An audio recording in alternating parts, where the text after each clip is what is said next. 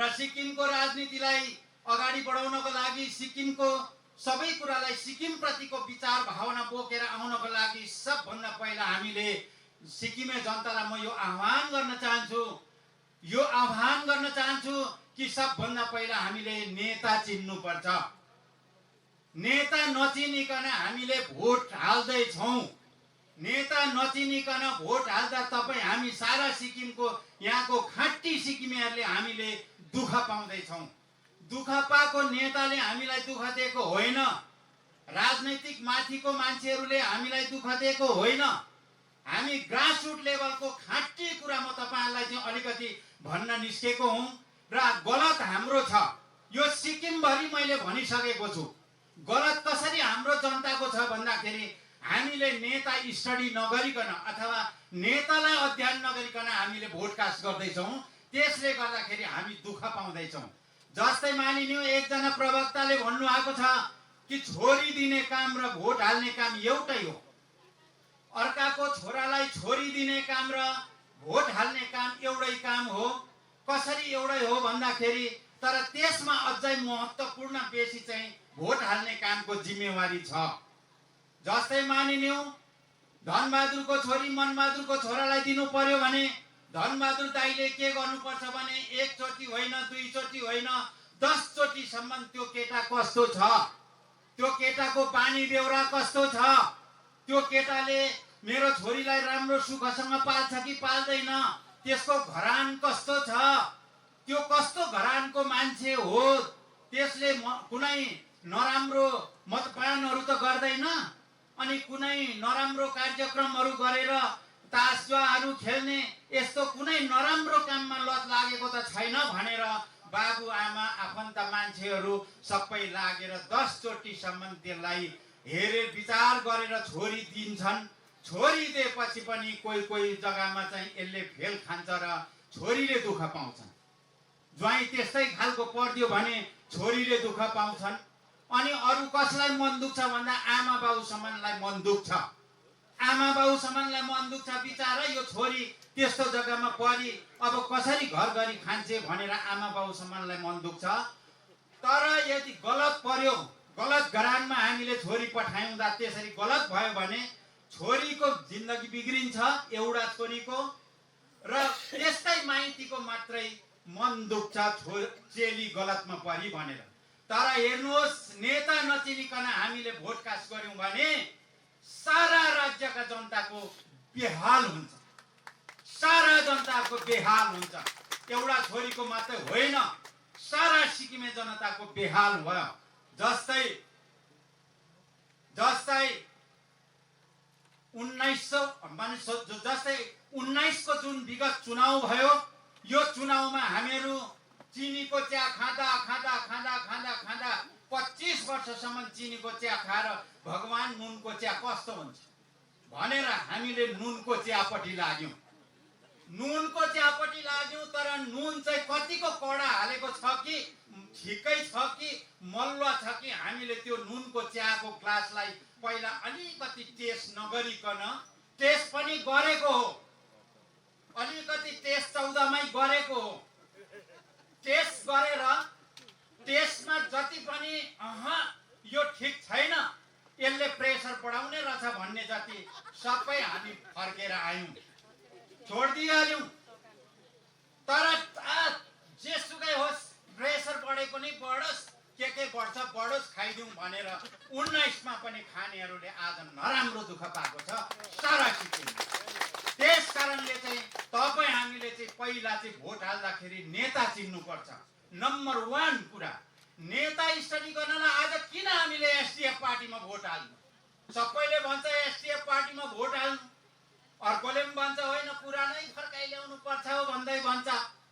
25 वर्ष सरकार चलाइसकेको मान्छेलाई फेरि मुख्यमन्त्री फेरि पुनः बहाल किन गराउनु, किन फेरि फर्काइ ल्याउनु भनेर भन्दा चाहिँ मलाई कता कहीँ न कहीँबाट मलाई स्टडी हुन थाल्यो, अध्ययन हुन थाल्यो कि हाम्रो सिक्किमे जनता धेरै शिक्षित भएछन् र अब नेता चिन्न, नेताको स्टडी गर्न थालेछन् हाम्रा बुजुर्गहरूले भनेर मलाई कता कहीँ खुसी पनि लाग्छ, खुसी लाग्छ। पवन किरण चामलिङ, मैले भने एसडिएफ पार्टीमा भोट किन हाल्नु? पवन किरण चामलिङ दिग्दर्शन नेता हुनुहुन्छ। दिग्दर्शन भनेको के हो? अब नेताको स्टडी गराउँदैछु म तपाईहरुलाई। उपस्थित तपाईहरुको मार्फत सारा सिक्किममा यो आवाज पुग्नुपर्छ, मेरो आवाज। दिग्दर्शन भनेको क्या? दिग्दर्शन भनेको एउटा शब्द हो, नेपाली शब्द हो। ती दिग्गजहरू जसले यो संसारमा केही न केही गरेर छाडेर गए र आज भावी पिढीको लागि केही न केही गरेर गए, त्यस्ता दिग्गजहरूको, विश्वभरिका त्यस्ता दिग्गजहरूको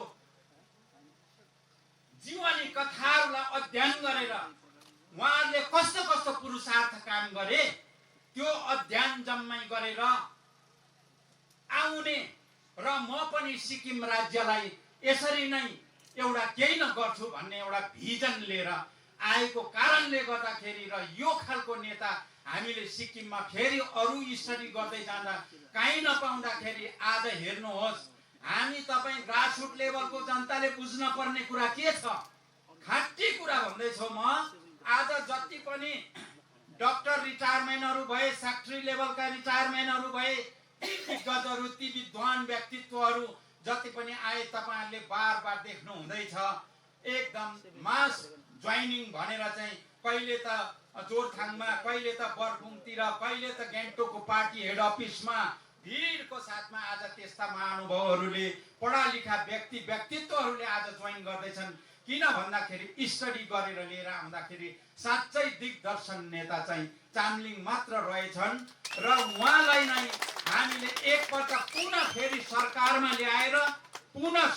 ल्याएर अनि त्यहाँदेखि फेरि अर्को नेता हामीले सेकेन्ड म्यान।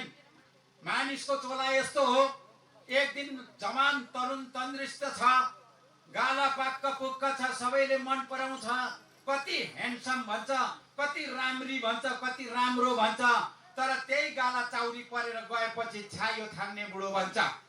यो खेल हो, यो जीवनको खेल हो।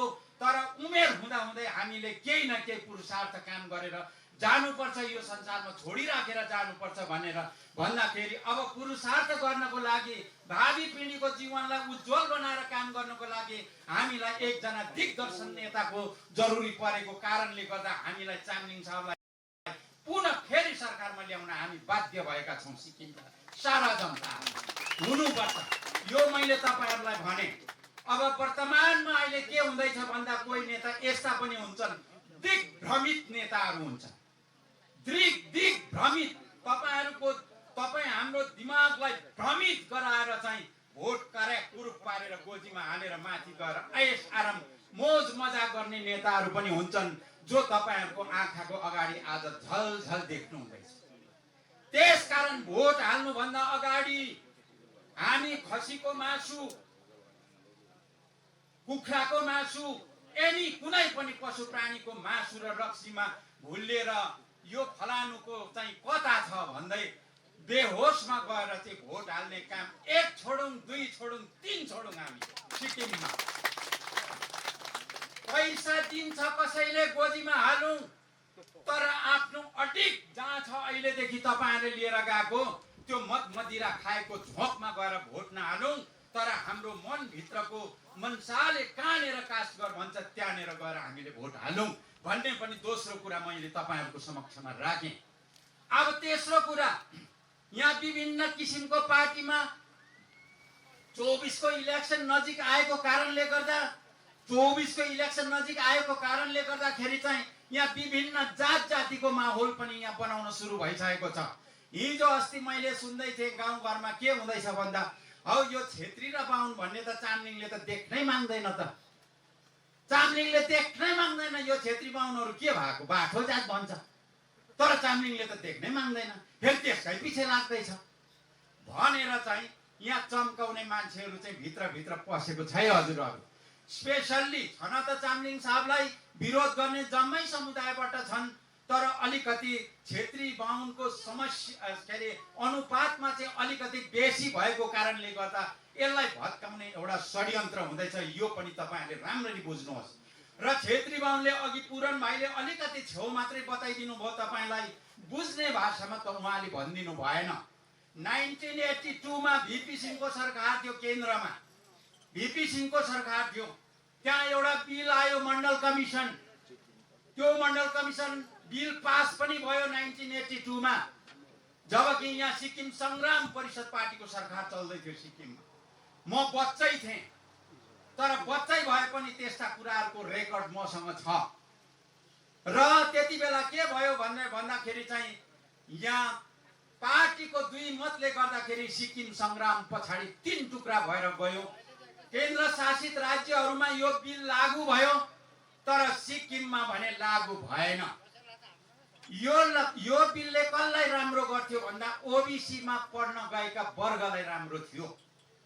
त्यसले गर्दाखेरि चाहिँ 1994 मा जब कांग्रेसको सरकार थियो, स्वर्गीय सञ्चमान लिम्बू साहब मुख्यमन्त्री हुनुहुन्थ्यो, त्यति बेला उहाँको सरकारलाई फ्याँकेर हाम्रो सिक्किम डेमोक्रेटिक फ्रन्ट पार्टीले सरकार 1994 मा सरकार बनायो। 94 मा सरकार बनायो। यहाँ मान्छेले भन्दैछ भण्डारीलाई चामलिङले हराएर चामलिङले भण्डारीलाई यस्तो गर्यो, यूं गर्यो, त्यों गर्यो, दुनियाँभर कोनी के भन्यो अरे, कन्दने कामचे सुसुल खुट्टे चन्दने के सोमेनी दुनियाँभरको आग्रह देखाएर चाहिँ यहाँनिर चामलिङसँग छेत्री बाहुनलाई पर सार्ने काम षड्यन्त्र नभएको होइन, अहिलेसम्म भइरहेकै छ। तर चामलिङ साहबले जब यो बिल ल्याउनु भयो सिक्किममा 1995-96 तिर, यो बिल आएपछि यहाँका मान्छेहरू यसै पनि अब शेड्युल कास्टले शेड्युल कास्टको अब फेसिलिटी पाइरहेका थिए, ट्राइबलले ट्राइबलको फेसिलिटी पाइरहेका थिए, अब ओबीसीले पनि ओबीसी फेसिलिटी पायो। बिचारा रहेका छेत्री बाहुन जोगी नेवार अरू कुनी गरेर 4-5 वटा जातले केही पनि पाएनन्। यसो हुँदाखेरि चामलिङ साहबको दिल दुख्यो। हेर्नुहोस् है, कुरा राम्ररी बुझ्नुहोस्।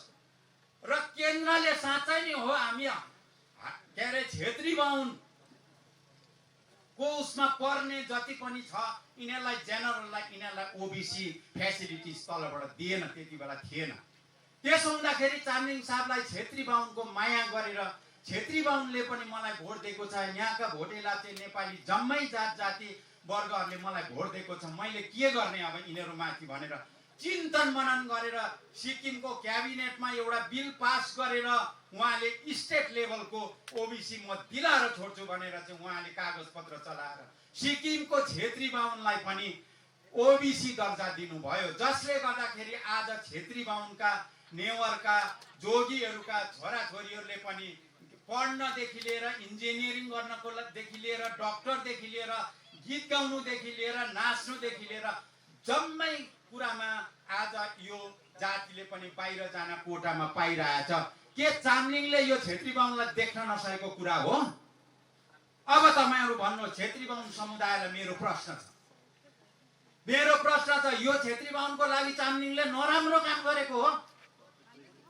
त्यस कारणले गर्दाखेरि चाहिँ तपाई हामीले अघि मैले भनिहाले नेता चिनौ, नेताको स्टडी गरौं भनेर म तपाईहरुलाई एउटा शुभ सन्देश दिन आएको मात्र हुँ। र त्यसले गर्दाखेरि चाहिँ अब हामीलाई यदि छेत्री बाहुनलाई चाहिँ अहिलेको वर्तमान सरकारले राम्रो गरेको हो भने किन छेत्री त म भन्दिन बाहुनहरु जत समुदायलाई चाहिँ छानी कुट्यो त माथि, छानी बाहुन कुट्यो, कुटाइ नखाने को छ माथि?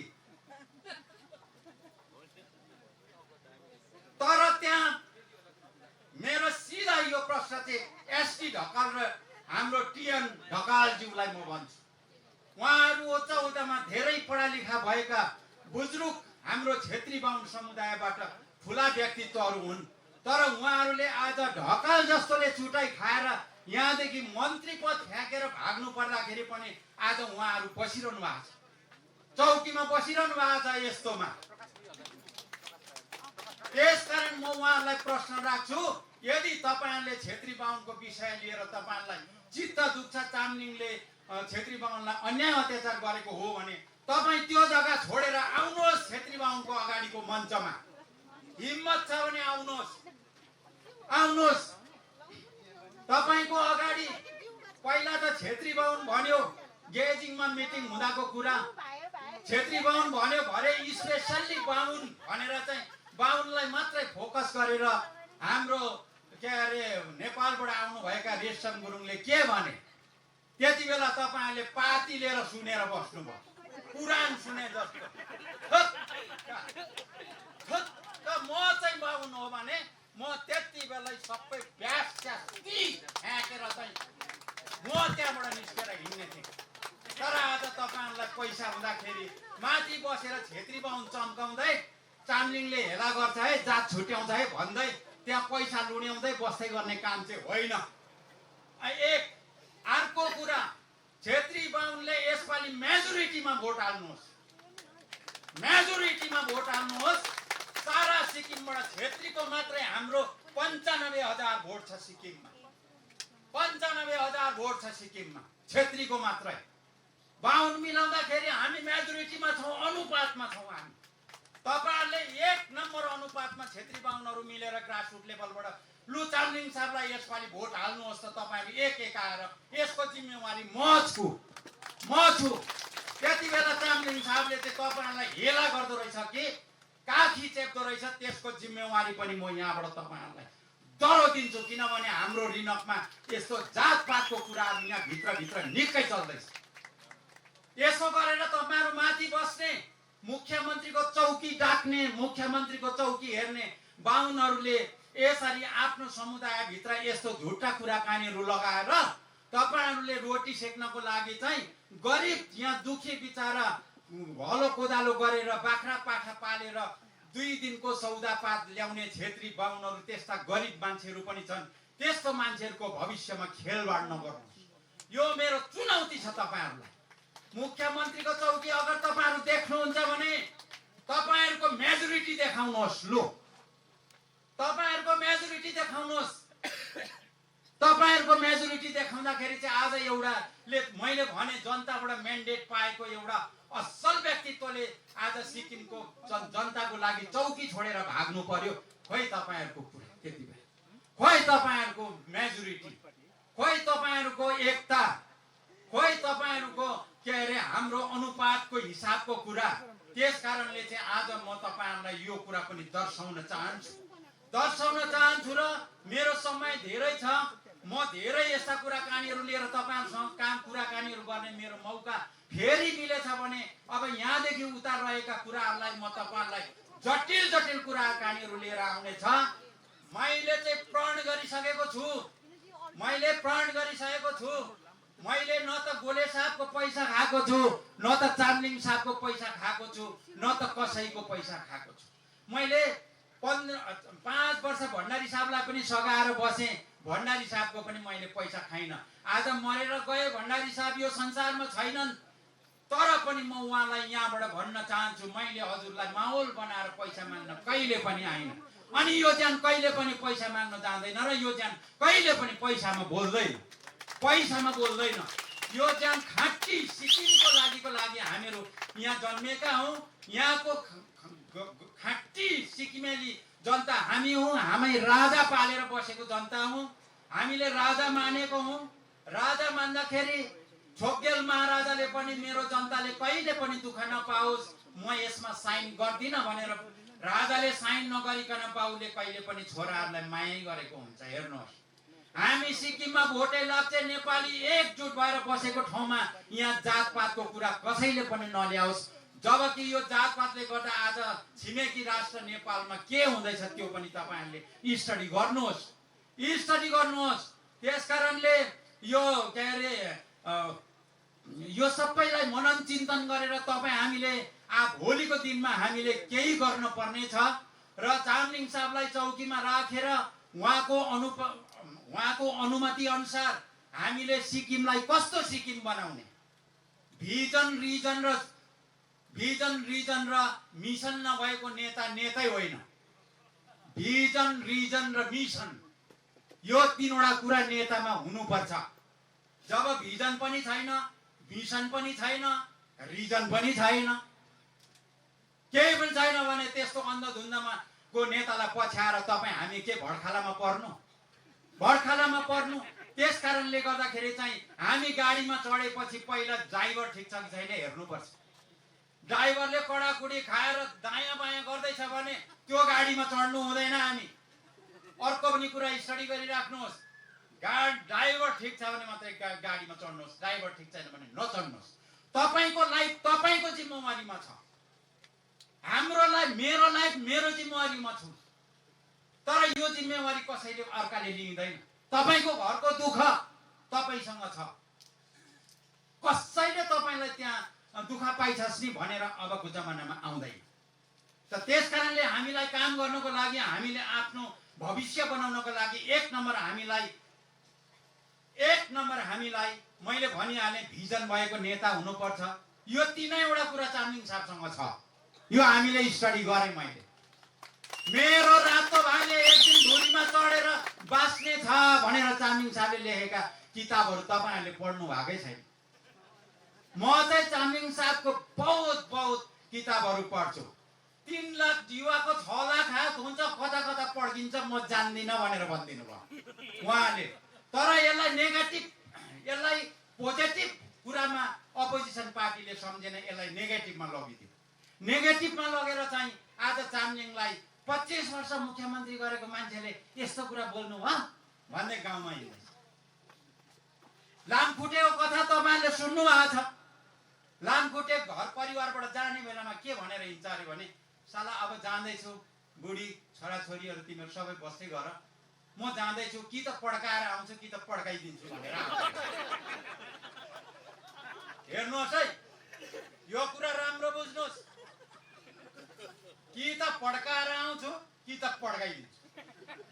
चामलिङ साहबले के भन्नुभयो? 3 लाख युथको 6 लाख हात कता कता पड्किन्छ म जान्दिनँ। उतै पड्केछ त, उतै पड्केर त सरकार भयो त। यता पड्केको भए त हाम्रै सरकार आउने हो। त्यो भन्नु खोजेको हो चामलिङ साहबले। उतै पड्क्यो।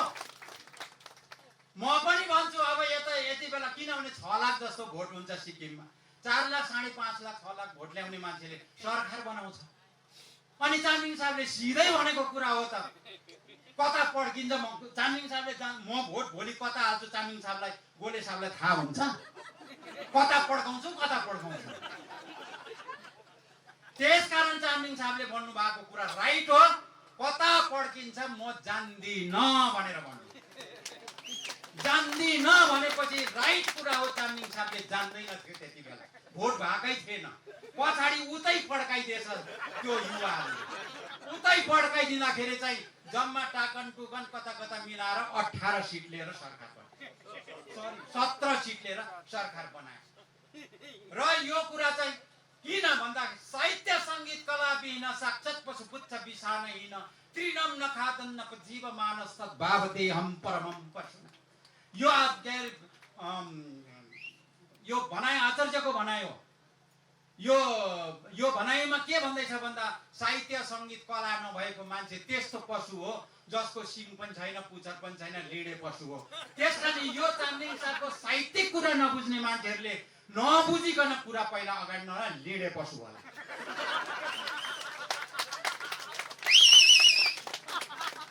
यो कुरा पनि मैले तपाईँहरूलाई राखेँ। पड्काउने कुरा, छेत्री बाहुनको कुरा पनि मैले तपाईँहरूलाई राखेँ। यो पनि कुरा तपाईँहरूले बुझिदिनुहोस् राम्रोसँगले। र यसपालि आउने चुनावमा तपाईँहरूले राम्रोसँगले बुझेर पनि, होइन त्यो एउटा छेत्री केटोले भन्दै थियो नेता चिन्नुपर्छ है भन्दै थियो, गाडीमा चढ्दा पनि ड्राइभर हेर्नुपर्छ है भन्दै थियो। यो कुरा सबै चिन्तन मनन गरेर भित्र भोट हाल्न जाने बेलामा चाहिँ सोचेर यो कुराकानीहरूलाई भोट हाल्नु भयो भने छोरीले पनि दुःख पाउँदैन, सिक्किमे आम जनताले पनि दुःख पाउँदैन। यसपालि हाम्रो शान्तिको सरकार सिक्किममा हामी ल्याएर छोड्छौँ। किनभने सारा सिक्किमको युवा भाइ बहिनीहरूले एकदम आज कम्मर कसिसकेको हामी देख्दैछौँ।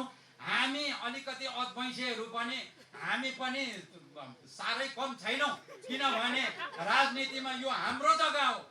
सिक्किमको राजनीतिक अधिकारमा हामी लम्पट सिक्किममा नभए के बिहारमा गएर के अरे ककसको लात खानु, बङ्गालमा गएर बङ्गालीको लात खानु। हाम्रो अधिकार नै यहीँ, सब कुछ गर्ने अधिकार नै हाम्रो सिक्किममा छ। सिक्किम एउटा दुईटा त्यो माथि गान्तोकमा बसेर त्यो मिन्तोगाउँमा बसेर घुम्ने चौकीमा बसेको 1-2 जनाको सिक्किम होइन। 4.5 लाख 5 लाख 6 लाख जनताको सिक्किम। जति उहाँहरूको अधिकार छ त्यतिकै अधिकार हाम्रो पनि छ। यसपालि चुनावमा आउँदाखेरि 4 वर्षको यो चुनावमा 5 वर्षको कतिवटा दशैं भन्नुहोस् त? 5 वटा दशैं, कतिवटा तिहार? 5 वटा तिहार, लोसुङ 5 वटा, सिरिजङ्गा 5 वटा, साकेवा 5 वटा। यो सबैको 50-50 हजारको दरले पैसा लिएर आउँछ कि आउँदैन? पैसा लिएर आउँछ कि आउँदैन? त्यति मात्रै होइन, त्यति मात्रै होइन, त्यति मात्रै होइन, अनइम्प्लोइडलाई 10,000 दिन्छ कि दिँदैन? त्यो पनि 5 वर्षकै चाहियो। मैले त त्यति बेला नि आहा एसकेएममै बस्नु पर्ने रहेछ, बिगारे नि हो मैले। मेरो त घरमा बुढी 12 पास गरेकी छन्, छोरो एलएलएम गरेको छ, जेठो छोरो, कान्छो छोरो बिटेक गरेको छ, बुहारी पनि एकजना बुहारी पनि ल्याए, छोराले 12 पास गरेकै ल्याए। अन्त मैले दसले हिसाब गर्दा र त्यो उताको 50-50 को हिसाब गर्दा त अरे यो काम चाहिँ गरेको भएदेखि नि, यो काम गरेको भएदेखि आज ढुङ्गा हान्नु पर्ने थिएन, आज ढुङ्गा हान्नु पर्ने थिएन। यो मेरो सरकारलाई मेरो सुझाव। म एउटा नेता होइन, म यो कहीँको केही होइन, म एउटा गाउँ बस्ती भित्र बस्ने एउटा गरिबको छोरो हुँ। आजभन्दा 25 वर्ष अगाडिदेखि चामलिङ साहबसँग बसेर म काम गर्दै आएको केटो हुँ। र त्यसले गर्दाखेरि यसपालि चुनावमा जो एसकेएम को क्यान्डिडेट आउँछ, भगवान यो जुन लेखेको छ, हजुरले लेखेको छ, हामी देखाउँछौँ, यो चाहिँ पहिला हात मिलाइहालौँ अनि त्यहाँदेखि मात्रै कुरा गरौँ। तपाईँहरू जसले पनि भन्ने अधिकार छ, भन्न सक्नुहुन्छ। यो ढाँटेको कुरा होइन, यो घोषणा पत्रमा लेखेको कुरा छ। यो पनि तपाईँहरूलाई मैले सजेस्ट गराएँ आज। अनि त्यसले गर्दाखेरि चाहिँ समय निकै मैले माफ गर्नु होला। त्यसले गर्दाखेरि चाहिँ अब मैले यसरी अब सबै ढाँट्यो, जम्मै ढाँटेको छ, एउटै कुरा छैन। अहिले दुनियाँभरको पनि के कुराकानीहरू लिएर अब काम हुँदैछ। अनि ढुङ्गाको लास्ट मेरो यति नै हो कुरा। अब त्यहाँदेखि कुरा चाहिँ फेरिको मिटिङमा भन्छु। ढुङ्गा र मार्तोल चाहिँ एसकेएम पार्टीले दियो, तपाईँ हामी सबैलाई दियो।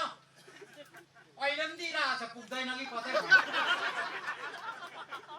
घर हाम्रो ठुलो घर बन्यो है हजुरहरू। मार्तोल, कुट्ने मार्तोल पनि फ्याँकिदियो, ढुङ्गा पनि खोलाको राम्रो राम्रो ढुङ्गा ल्याइदियो। सिक्किमे जनताले घर बनाउँदैछ। अब 24 मा घर कम्प्लिट हुन्छ। अब 24 मा घर कम्प्लिट हुन्छ। त्यो घर बनिएपछि हामी पनि त्यो घरमा बसेर मिन्तोगाङतिर हेर्छौँ। यो कसको देन हो घर बनाउने भन्दा एसकेएम पार्टीको देन। पहिलाको सरकारले ढुङ्गा पनि दिएन, मार्तोल पनि दिएन, घरै बनाउन सकिएन। यसपालिको सरकारले त 4 वर्षमा मार्तोल पनि दियो, ढुङ्गा पनि दियो, सबै कुरा दियो, सबै दियो। अब घर पनि सिक्किमे जनताले, सारा सिक्किमको 4 लाख जनता बस्ने घर चाहिँ एउटै बनाउँदैछ। त्यो घरमा माथि बसेर हाम्रो यहाँका एमएलए साहबले भन्नुहुन्थ्यो, मैले सीसी क्यामेरा पनि रङ्गेलीमा लगाइरहेको छु। त्यो सीसी क्यामेरा चाहिँ तल काइन्डली म एमएलए साहबलाई पनि 2 हात जोडेर बिन्ती गर्छु, त्यो सीसी क्यामेरा चाहिँ यो बुदाङ कमेरेतिर जाने बाटोमा, रम्फुटु रोडेथाङको बाटोमा, अनि यो यतातिर कता यो सबैतिर चाहिँ एमएलए साहब हजुरले सीसी क्यामेरा लगाइदिनुहोस्। रङ्गेलीमा मात्रै लाउनु होइन, हाम्रो यो रिनक क्षेत्रमा पनि सीसी क्यामेरा लगाइदिनुहोस्। कहीँ पुल बिग्रिरहेछ, कहीँ पानी खाने पानी छैन। हाम्रा कन्ट्र्याक्टरहरूले पहिला गरेको काम धन्दा, सानो काम धन्दाहरू गरेको, त्यो काम धन्दाको पैसा कतिले पाए, कतिले पाएको छैन, कसैले आधी मात्रै पाएको छ। त्यहाँ पनि सीसी क्यामेरा लगाइदिनुहोस्। अनि गाउँघरमा जति गरिब दुखीहरू छन् त्यहाँ पनि सिसी क्यामेरा लगाइदिनुहोस्। अनि लास्टमा गएर एउटा मान्छेलाई, गरिब मान्छेलाई, आमाहरूलाई बोलाएर 100-150 500-600 1000 1500 पैसा दिएर हाम्रो एमएलए साहब चाहिँ एकदम राम्रो एमएलए, यस्तो एमएलए चाहिँ विश्वमै खोज्दा पाइँदैन भनेर चाहिँ भन्न नलगाउनुहोस्। यसको लागि चाहिँ यो पनि जनताले स्टडी गरिसकेको छु। एमएलए साहबलाई मेरो भन्नु केही छैन, तर एउटा चाहिँ कुरा म उहाँको कुरालाई ओके गर्दै म मेरो भाषण रोक्छु। उहाँ जस्तो विश्वमै नभएको एमएलए चाहिँ साँच्चै नै हो। हाम्रो एमएलए जस्तो चाहिँ एमएलए चाहिँ विश्वमै छैन, साँच्चै हो यो कुरा भन्ने शुभकामना तपाईँहरू सबैसँग राख्दै मलाई मौका दिने हाम्रो उद्घोषक भाइ पोखरेलजीसँग पनि क्षमा माग्दै, अनि मैले जति कुरा तपाईँहरूकोमा राखेँ सही कुरा जति तपाईँहरूले लिएर गइदिनुहोस्, असही कुरा कुनै बोलेको छु भने मैपट्टि फर्काइदिनुहोस् र धन्यवाद।